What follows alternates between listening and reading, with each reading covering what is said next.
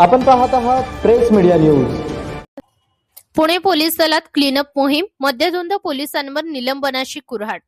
पुणे शहरात सध्या पोलीस विभागातील गैरप्रकारांविरुद्ध प्रशासनाने कडक पावले उचलण्यास सुरुवात केली आहे। एकामागून एक घडणाऱ्या कारवायांमुळे पुणे पोलीस दलात मोठी खळबळ उडाली असून शिस्तभंग करणाऱ्या कर्मचाऱ्यांचे धाबे दणाणले आहेत।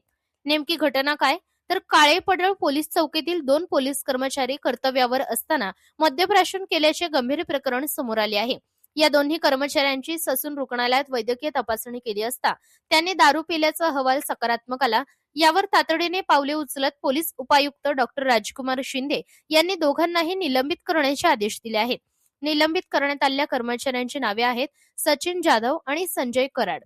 कारवाईचा सपाटा। गेल्या 48 तासातील घटनाक्रम।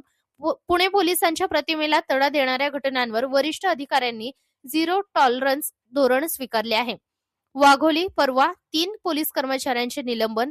बंड गार्डन आज 3 पोलीस थेट गुन्हे दाखल। काळेपडळ मद्यप्राशन केल्याप्रकरणी 2 कर्मचारी तडकाफडकी निलंबित। वारंवार होणाऱ्या या कारवायांमुळे सामान्य नागरिकांमधून पुण्यात नेमकं चाललंय तरी काय असा सवाल विचारला जात आहे। मात्र प्रशासनाने यातून एक स्पष्ट संदेश दिला आहे की कर्तव्यात कसूर, गैरवर्तन किंवा कायद्याचा गैरवापर करणाऱ्यांची गय केली जाणार नाही। सत्य आणि निर्भीड पत्रकारिता हेच आमचे ध्येय असून जनतेसमोर खरी परिस्थिती मांडण्याचे काम आम्ही करत राहू। रिपोर्टर सूरज पारवे, प्रेस मीडिया न्यूज, पुणे।